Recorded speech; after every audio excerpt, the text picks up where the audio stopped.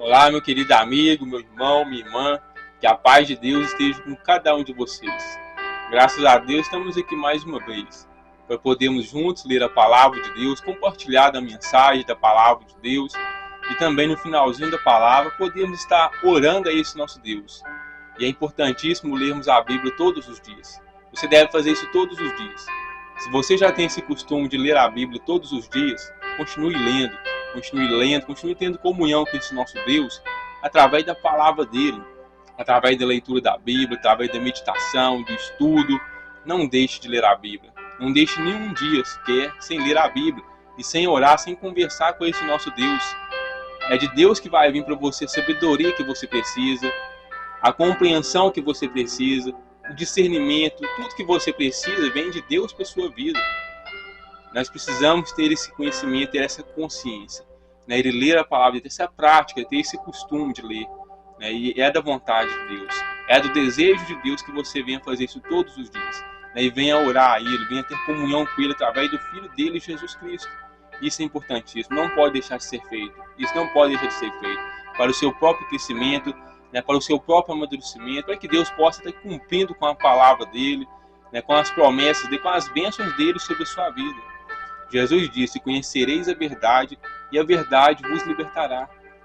Lá no livro de Oséias também, o Oséias fala que o meu povo é destruído, né? Deus fala usando o profeta Oséias: o meu povo é destruído porque lhe falta conhecimento, né? Então, às vezes, por falta de conhecimento, qual conhecimento? Conhecimento de Deus, conhecimento da Bíblia, conhecimento do reino de Deus, das coisas de Deus. Por causa da falta desse conhecimento, muitas coisas ruins nos acontecem.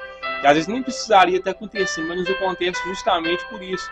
Porque às vezes não lemos a Bíblia como deveríamos ler, não meditamos na Bíblia, não oramos a Bíblia como deveríamos orar, não mantemos uma comunhão constante, perseverante com esse nosso Deus como deveria ser.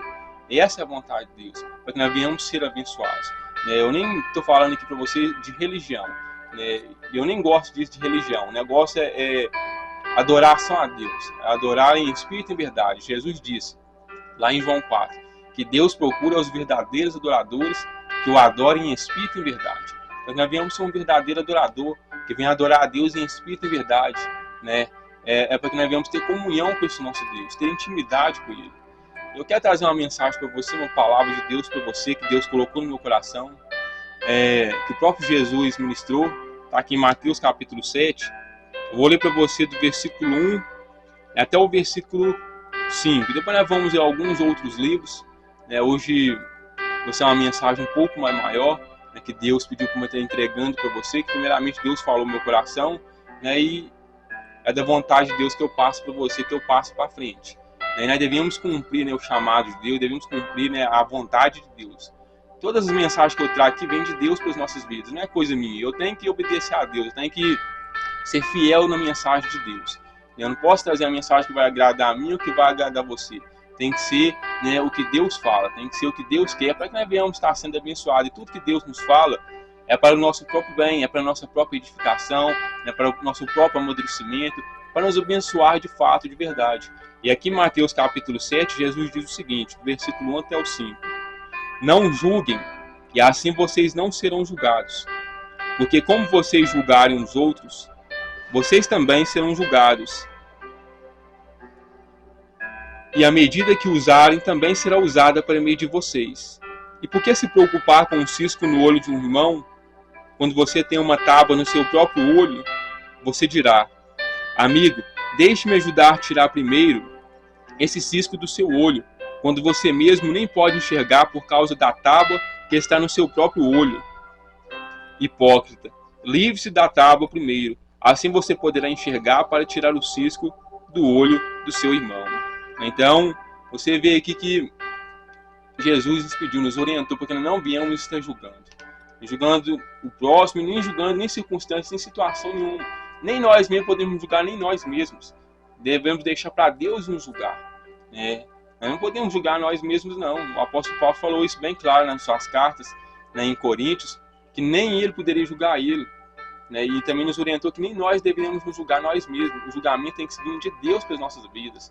E nem as circunstâncias que nos rodeia, que nos acontece, nós devemos julgar também não. Devemos deixar nas mãos de Deus.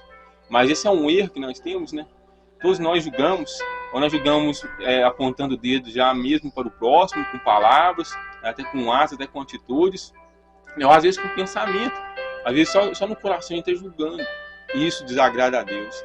Eu até creio que tem muitas pessoas que não conseguem obter a bênção de Deus, promessas de Deus, por causa do julgamento alheio. Nós julgamos demais, né? E isso é contrário à vontade de Deus. É só Deus que pode ser o nosso juiz, tanto nosso mesmo como do nosso próximo.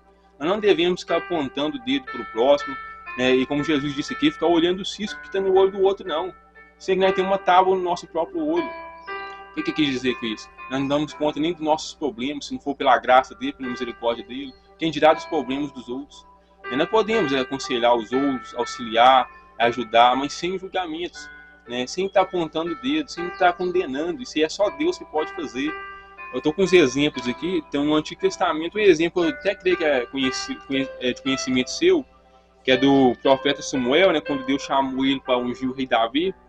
Aqui em 1 Samuel 16, no versículo 17, no versículo 7. 1 Samuel 16, versículo 7. Mas o Senhor disse a Samuel, não julgue um homem pela sua aparência ou sua altura, pois não é este o escolhido. O Senhor não julga como julga os homens. O homem vê a aparência exterior, mas o Senhor examina os pensamentos e as intenções do coração.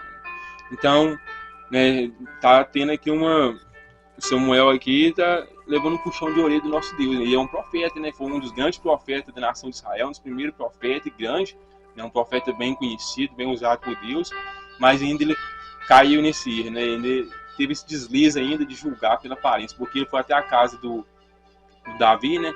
Do pai dele, Jessé, para ungir Davi, só que Davi não estava. Davi estava nos campos, cuidando do rebanho, cuidando das ovelhas, cuidando do gado, cuidando das coisas da fazenda do pai dele, do terreno do pai dele.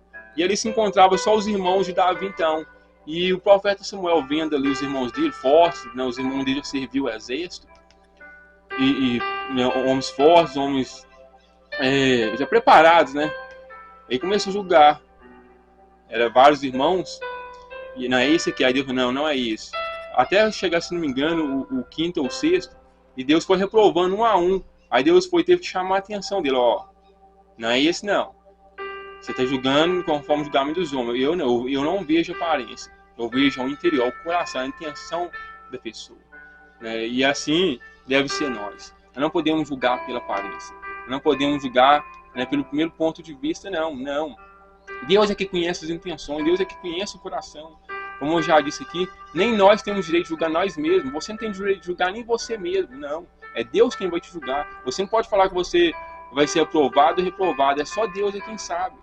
Principalmente você que também tem um chamado, você que faz a obra de Deus. É só Deus que vai te aprovar ou te reprovar. Lá em 1 Coríntios capítulo 3 fala sobre as pessoas que fazem a obra de Deus. Uns faz com sinceridade, de coração mesmo para Deus. Outros já tem outros, né? Já tem outros objetivos, já faz a obra de Deus com outras intenções, né? Aqueles que faz de acordo com a vontade de Deus mesmo, lá fala que faz usando os materiais mais preciosos que tem, que é ouro, pedras preciosas, diamantes, etc.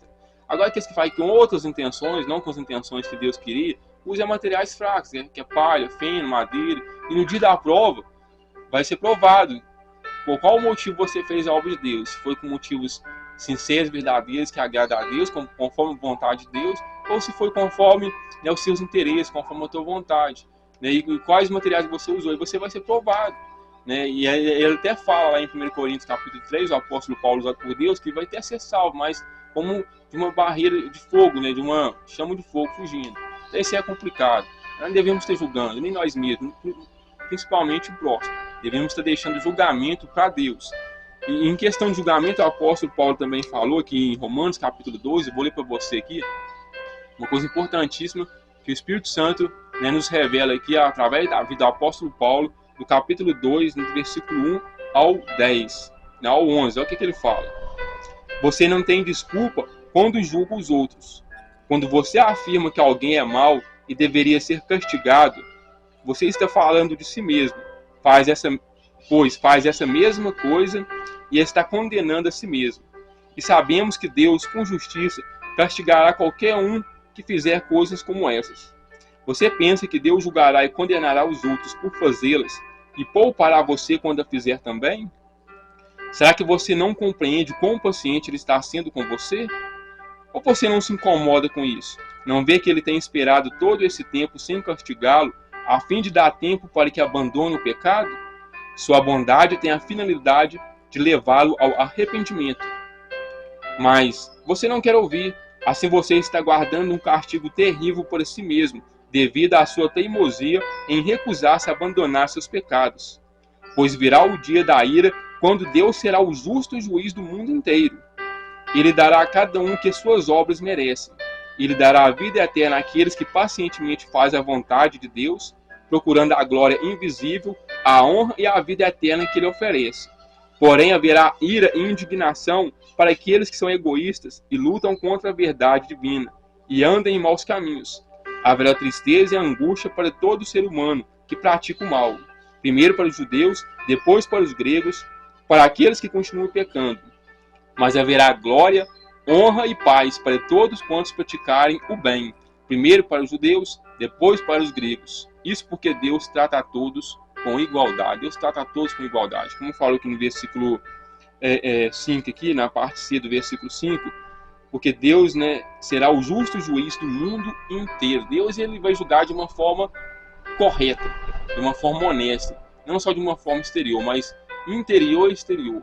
De dentro para fora e de fora para dentro, porque Deus vê todas as coisas, nada passa batido aos olhos de Deus. Então é o único que tem condições de julgar de uma forma correta e justa e honesta, e ele julgará, né? E ele punirá, e ele também abençoará, né?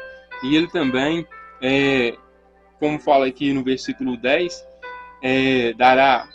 haverá glória, honra e paz para todos que praticarem o bem, né? Então ele vai abençoar muitas pessoas, mas o julgamento tem que ser dele, né? Que foi bem claro aqui, né, em Mateus capítulo 7, Jesus falando, nós não devemos julgar de forma alguma. Depois o próprio Deus falando com o profeta Samuel, que nós lemos lá em 1 Samuel capítulo 16, versículo 7, nós não devemos julgar, né? Deus vê as intenções do coração, Deus vê o interior.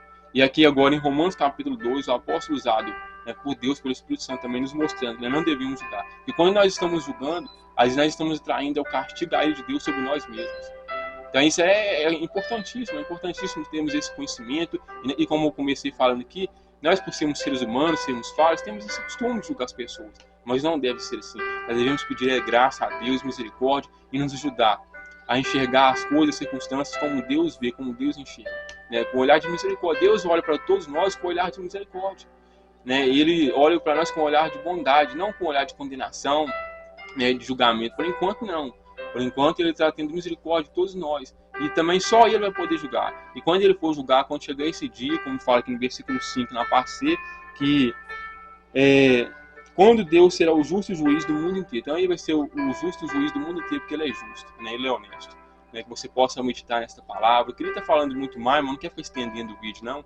Mas que você possa estar sendo abençoado por Deus, né? E estar recebendo de Deus a sabedoria, a compreensão e o discernimento, para que você seja uma pessoa de fato abençoada. Quero estar orando por você. Pai, obrigado por esta palavra. E que o Senhor abençoe, Pai, no nome do seu Filho, ó Pai, Jesus Cristo, cada um. Dando a paz a cada um, Pai, dando a cada um sabedoria, né, a compreensão e discernimento. Para a honra e glória do nome do Senhor, no nome de Jesus Cristo. Amém. Amém. Que Deus te abençoe grandemente. Até o próximo vídeo, se Deus quiser nos permitir, né, que a graça de Deus esteja com você.